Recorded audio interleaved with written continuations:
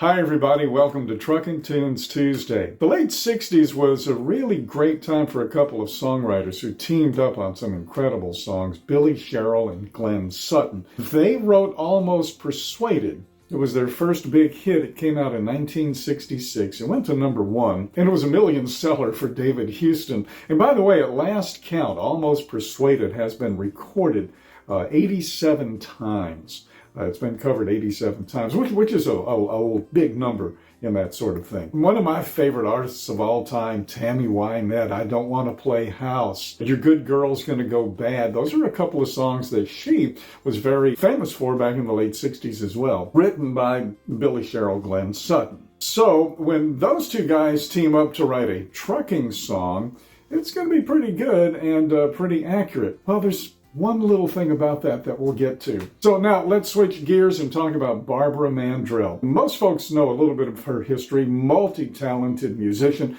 Her first band job was with the family band. She was the steel guitar player. She plays the banjo, just everything. And of course, she's a great vocalist.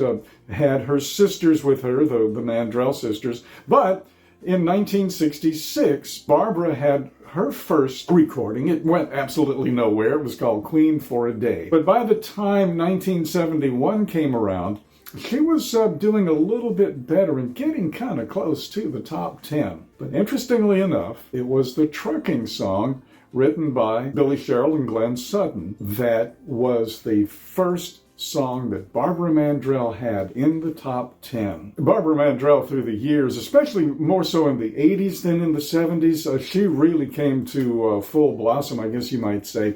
But the Midnight Oil, Married But Not to Each Other, those are a couple of her big songs that I can think of right off the top of my head. Well, let's get back to Truckin' Tunes Tuesday. Let's put those ideas together. A couple of great songwriters who, by the time 1971 came along, and that's when the song was released that we're going to play.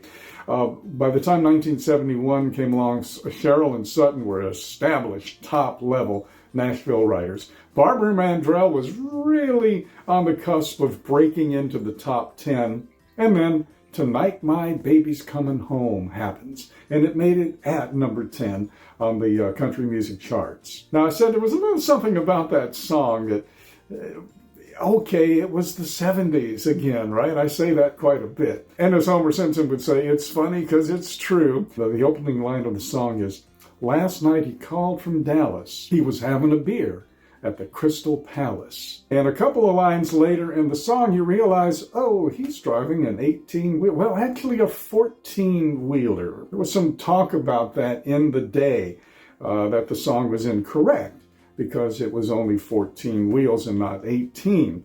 It was a single axle tractor.